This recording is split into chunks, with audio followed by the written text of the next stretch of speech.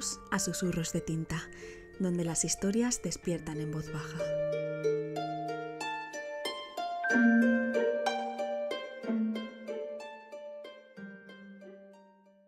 El perro negro del monasterio del Escorial, Mercedes Díaz Martínez. Levantaba un nuevo día y desde primera hora de la mañana se oían los repiqueteos de los martillos sobre los cinceles para partir la piedra. Así era desde hacía casi 20 años, el despertar de un nuevo día. Nadie podía imaginar que allí iba a erigirse, unos pocos años después, una de las más majestuosas obras de la cristiandad, el monasterio de San Lorenzo del Escorial. Un complejo arquitectónico que reunía, además de un palacio real, una basílica, un panteón y una excelsa biblioteca.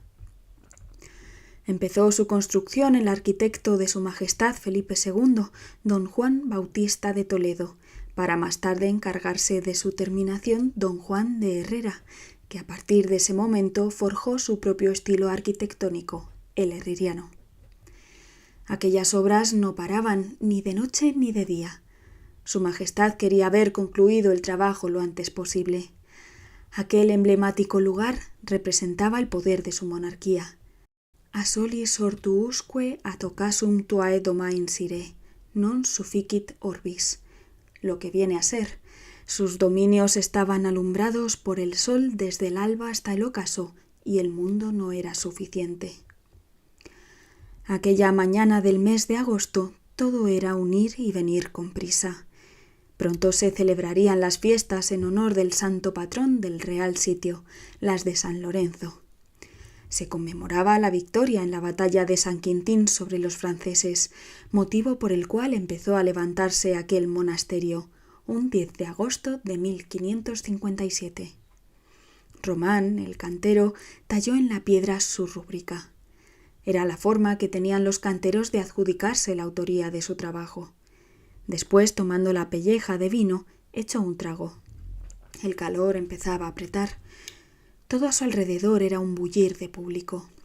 Desde artesanos hasta comerciantes, multitud de puestos que formaban el mercado ofrecían todo tipo de productos, no solo para los trabajadores del monasterio, sino también para los habitantes del pueblo del Escorial.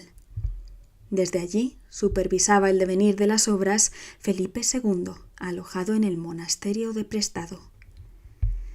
Después de una larga jornada de duro trabajo, Román marchaba a su hogar, una pequeña pero acogedora casita donde vivía con su esposa Gracia y sus 4 hijos, el mayor de los cuales acompañaba en ocasiones a su padre para ir aprendiendo el oficio, ya que pronto podría ser contratado como aprendiz y llevar algo más de salario a casa.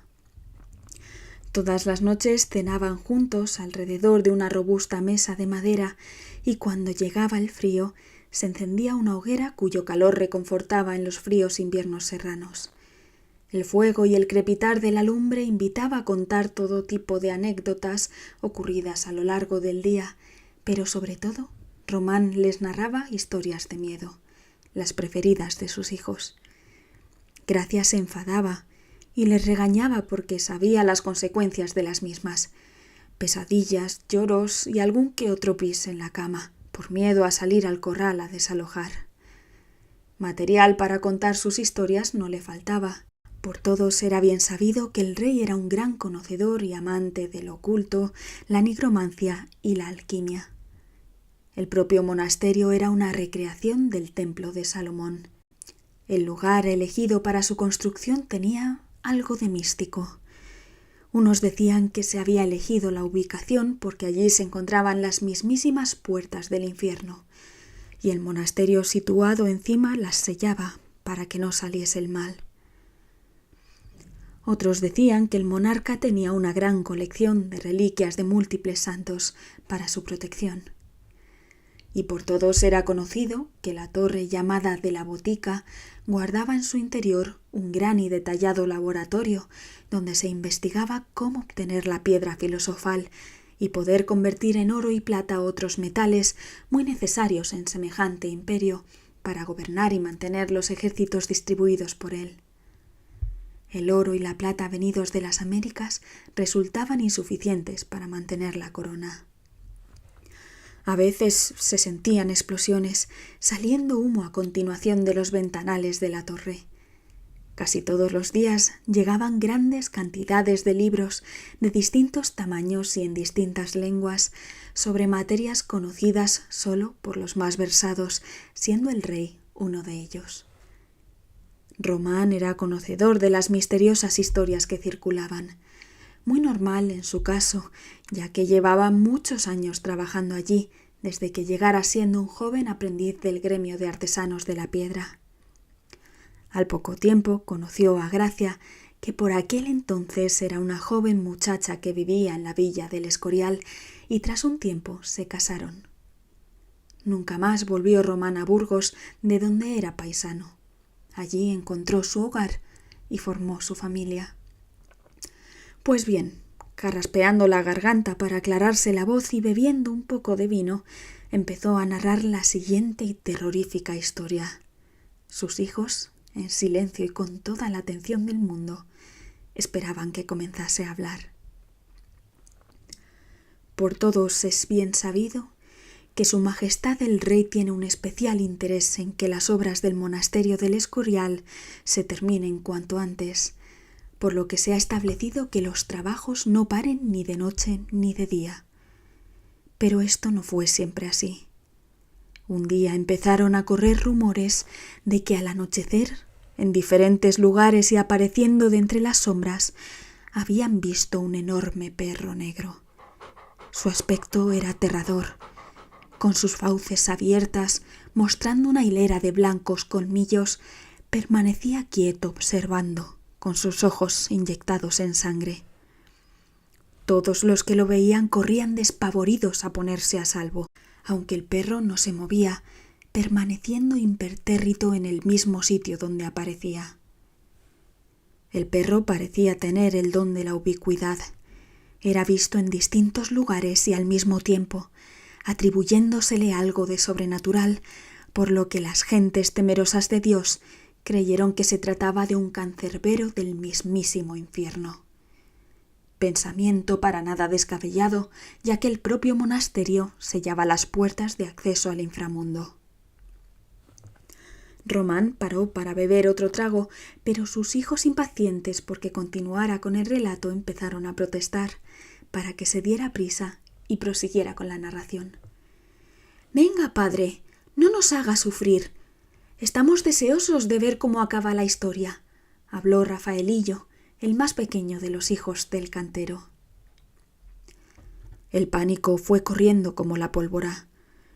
En los últimos tiempos nadie quería quedarse a trabajar por la noche, por lo que al caer la tarde y con los últimos rayos de sol, los trabajadores se apresuraban a recoger sus herramientas y, encomendándose al Altísimo, se iban a encerrar a sus casas, hostales y tabernas hasta la mañana del día siguiente. Todo quedaba desierto, nadie se atrevía a salir por la noche por miedo a encontrarse con tan temido animal que campaba a sus anchas por los alrededores del monasterio en construcción. Un día era sucedido por otro y así fueron pasando semanas. Al no avanzar las obras, no se terminaban los trabajos en las fechas de ejecución programadas. La frustración fue en aumento, así como los pequeños motines de los trabajadores que, presos de supersticiones y miedos, no querían trabajar de noche.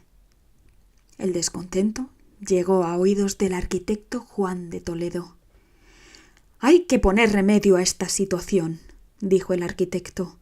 Su secretario se dirigió hacia él proponiendo: «Señor, tal vez si se ofreciera un incentivo económico para todos aquellos que quieran trabajar de noche, los artesanos y obreros se animarían a continuar con el trabajo encomendado y podríamos llegar a tiempo para que estuviese terminado cuando venga a visitarnos Su Majestad».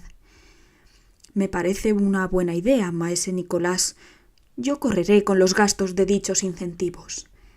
Que el trabajo se finalice en tiempo y forma será beneficioso para mí y mi equipo». «Como siempre hay gente para todo», dijo Román a sus hijos. Algunos no se lo pensaron 2 veces, aventurándose a tan temerario trabajo sin saber lo que les esperaba. Nunca se volvió a saber de aquellos valientes, o más bien, digamos, inconscientes. Ante el nefasto resultado obtenido, maese Nicolás, a instancias de don Juan de Toledo, decidió que tal vez lo más acertado sería reunir un grupo de hombres fuertes y valerosos que, ayudados por los soldados del alguacil, encargados de la seguridad pública, enviaran una misiva, poniendo por escrito lo ocurrido, así como el resultado de las investigaciones que hubieran realizado hasta la fecha. No se hicieron esperar y en un par de jornadas reclutaron a los hombres más preparados de la localidad. Entre ellos estaba yo. Sus hijos le interrumpieron, lanzando vítores a su padre. Se sentían muy orgullosos de él, pensando que había estado como protagonista en aquella espeluznante aventura. Cuando se hizo el silencio, Román continuó con el relato. Pues bien, el alguacil, a las órdenes del corregidor, apostó en los rincones más escondidos y en diferentes puntos estratégicos a hombres y soldados, todos unidos a una. La noche era fría. Caía una niebla húmeda que calaba hasta los huesos y la luna asomaba de vez en cuando entre unas nubes negras que estaban a punto de descargar lluvia. Cuando la luna aparecía iluminando la lonja del monasterio, sus corazones daban un brinco de alegría, pero ésta duraba poco, ya que enseguida volvía a oscurecerse al ser tapada por las negras nubes. «Padre, ¿dónde se puso usted? ¿Con los soldados?» Román les aclaró que estaba situado encima de unos andamios para poder ver bien de lejos y utilizar el factor sorpresa cayendo encima del perro negro. Se encontraba armado con una ballesta que le dejó un buen amigo suyo, soldado. «¡Oh!». Sus hijos atónitos no perdían detalle. El perro negro no les hizo esperar mucho. Apareció de la nada, como en él iba siendo habitual. Su ladrido era potente y retumbaba en las paredes en construcción del edificio. De su boca salían espumarajos blancos, como las crestas de las olas del mar. Uno de los hombres allí escondidos no pudo resistir la tensión y salió corriendo. El perro fue tras él para darle alcance. Ante esta situación todo se precipitó reinando el caos. Todos, sin excepción, salieron huyendo despavoridos. Román, apostado en los andamios, fue precipitado al vacío por una embestida de aquel perro del demonio.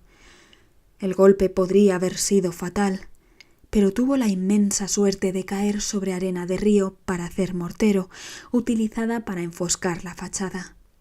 Aun así, a día de hoy, con los cambios de tiempo, seguía resintiéndose del mal golpe de aquella noche. Tras el fracaso ocurrido, no quedó más remedio que dirigirse a don Antonio Pérez, secretario del rey, para que le diera cumplida cuenta de lo ocurrido aquella ciaga noche.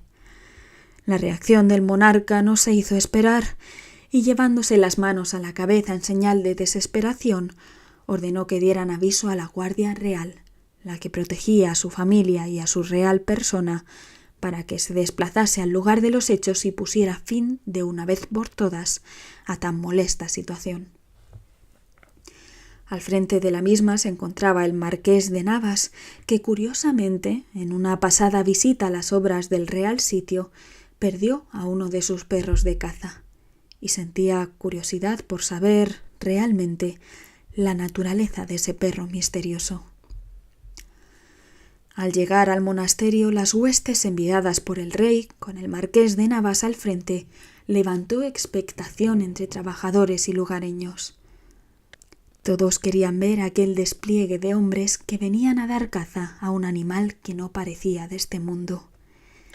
Se situaron en la puerta central del monasterio.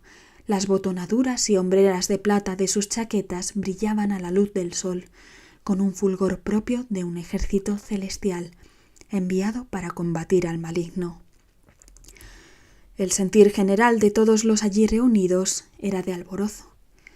Con tal despliegue militar y el marqués de Navas al mando, nadie de este mundo o del otro podría resultar victorioso.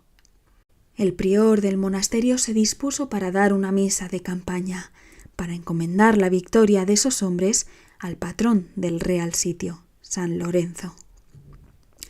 El fervor de todos los allí reunidos infundía valor a los que en pocas horas, al caer la noche, irían prestos a encontrarse con el feroz enemigo.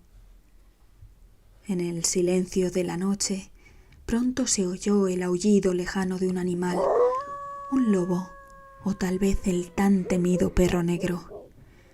Los hombres apostados en sus escondites empezaron a inquietarse. Ya se sabe lo que puede hacer la imaginación presa del miedo. Los aullidos cada vez se oían más cerca y más a menudo. ¿Y sabéis lo que pasó?, preguntó Román a sus hijos. Ninguno pudo decir palabra. Como si de un embrujo se tratara, se habían quedado mudos, en espera de que su padre continuara la historia. Pues que el marqués de Navas, continuó Román, para infundir valor a sus hombres, tomando una lanza en una mano y en la diestra la espada, se situó en el mismo centro de la lonja, esperando la llegada de aquella bestia del Averno. ¿Y qué creéis que pasó?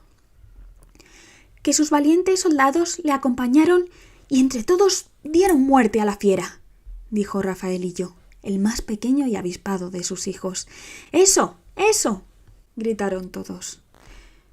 Román estalló en una sonora carcajada, y sus hijos se quedaron atónitos por tal reacción. «Continúe, padre», pidieron todos. «Jamás se os va a ocurrir cómo acabó la historia». Hizo un silencio para dar más intriga al relato. Queridos hijos, el marqués de Navas era un gran amante de la caza. A menudo hacía batidas por los montes cercanos a sus tierras, en el pueblo de las Navas del Marqués. Y un día, visitando las obras del monasterio junto con su majestad el rey, del que era consejero y al que le unía una profunda amistad, perdió a uno de sus sabuesos al que no pudo encontrar después de la jornada de visita. Pasó el tiempo y nunca más se supo de aquel animal. «¿Y eso qué tiene que ver con la historia?», preguntó su hijo mayor. Rápidamente Rafaelillo interrumpió a su hermano diciendo: «El perro del infierno era el perro del marqués, ¿verdad, padre?». Román, sorprendido y perplejo de la sagacidad del pequeño, asintió y pasó a aclararles el devenir de los hechos. El sabueso del marqués quedó abandonado en aquel lugar, por eso por las noches aullaba de pena, y aquella noche en particular, en cuanto vio a su amo, corrió a su encuentro, loco de alegría. El marqués aclaró a todos lo que había sucedido, calmando los ánimos de aquellos valientes hombres que estallaron de júbilo por tan sencilla solución. La verdad es que nadie en su sano juicio, por muy aguerrido que fuera, quisiera verse en la tesitura de tener que enfrentarse a un enviado del infierno. El pueblo llano jamás se enteró de lo sucedido. El marqués y sus hombres colgaron de un poste a un perro muerto para calmar los temores de propios y extraños. Las obras se reanudaron tomando un buen ritmo, hasta el día de hoy, que ya queda poco para su conclusión. Jamás se ha vuelto a oír ni a ver ningún perro negro. Poco a poco se fue forjando la leyenda que os he contado esta noche. Algunos llegaron a pensar que aquel terrible animal era el mismo guardián de las puertas del infierno, donde se asienta, a día de hoy, el monasterio. De repente, y rompiendo el ambiente de aquella terrorífica narración, entró Gracia mandando a sus hijos a la cama. Entre gruñidos y protestas, los hijos del cantero se retiraron a dormir. Gracia se dirigió a su esposo, diciendo: «Ya sabes que no me gusta que les cuentes esas historias a los chicos». Román se sonrió y, tomando a su mujer de la cintura, la sentó sobre sus piernas, diciéndole: «Mujer, me gusta recordar tiempos mozos». Gracia, besándole en la frente, apagó la luz del quinqué. Al final de su vida y ya en el lecho de muerte, cuentan que el rey Felipe II oía desde su cama aullar al perro negro. Pero Felipe II, conocido como el Prudente, sabía que había sellado, a conciencia, las puertas del infierno con sus más de 7.000 reliquias de mártires y santos, distribuidas por todo el monasterio. Porque nunca se sabe.